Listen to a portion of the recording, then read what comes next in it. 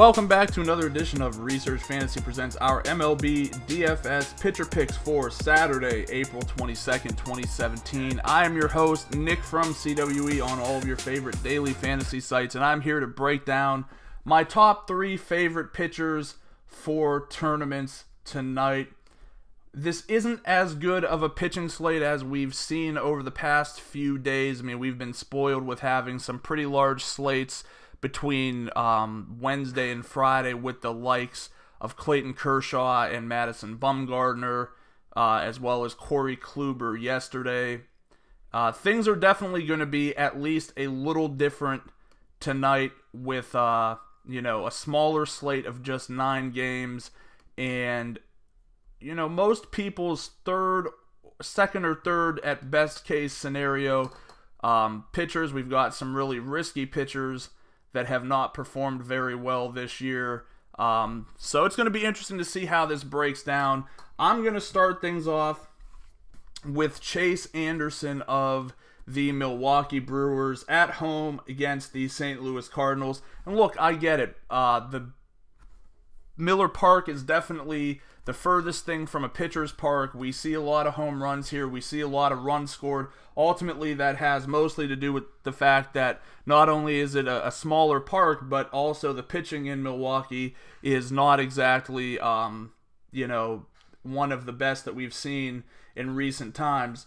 Anderson has done reasonably well for himself thus far, only allowing a maximum of 2 earned runs in his first 3 games. He has 2 quality starts in that time. Strikeouts aren't an extremely high number. He's only got 5, 7, and 4 in those first 3, so he's not a guy that's cheap and is just priced down like Severino and Pineda have been because of their boom-bust ability, but it's just because he doesn't offer a ton in the terms of strikeouts.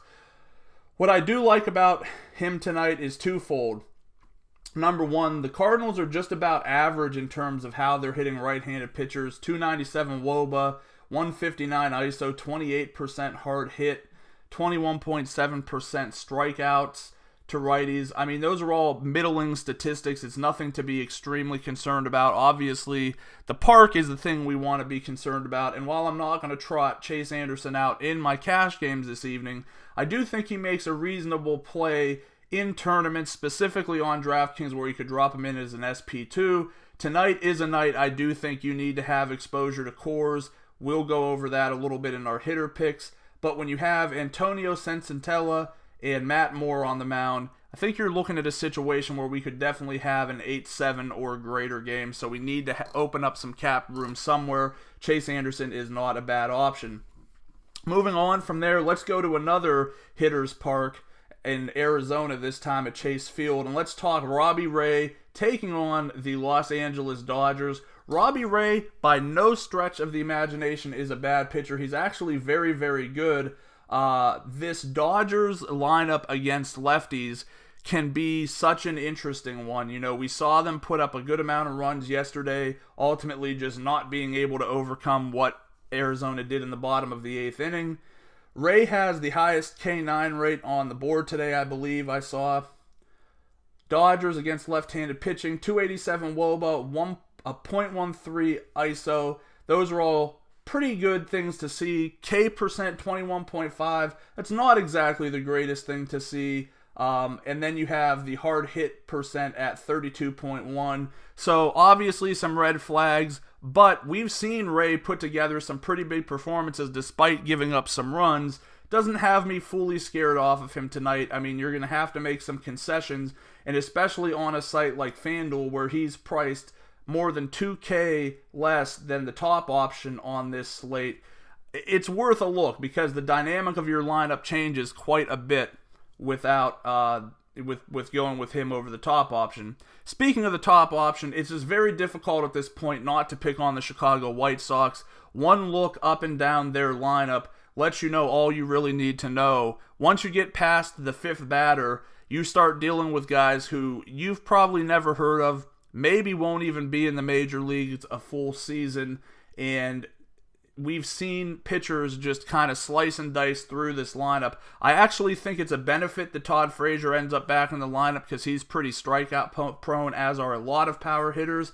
And while Carlos Carrasco isn't always the most consistent option, I think that's offset tonight by the fact that the White Sox are just not good. On the year, 256 WOBA, .131 ISO, very, very, very, very ridiculously small, probably the smallest in the league, hard hit percent of 24.9 against righties, and a K percent that's at the top of the leagues at 25.1%. We know Carrasco can be a high strikeout arm. I know we said we want to try to save some money to fit those Coors bats in. In my opinion, on FanDuel, I'd rather just take the upside that Carrasco brings and just figure out if I could find some cheap bats, maybe even in that Colorado-San Francisco game to really help me out. But without a doubt, Carrasco provides the most upside to me on this slate. Once again, our top 3 pitching picks for tournaments: Chase Anderson, Robbie Ray, Carlos Carrasco. Thanks for listening today. Make sure to subscribe to our YouTube channel below. Head over to researchfantasy.com, sign up for our MLB mailing list. Like us on Facebook, follow us on Twitter at Research and Win, and we'll see you again tomorrow.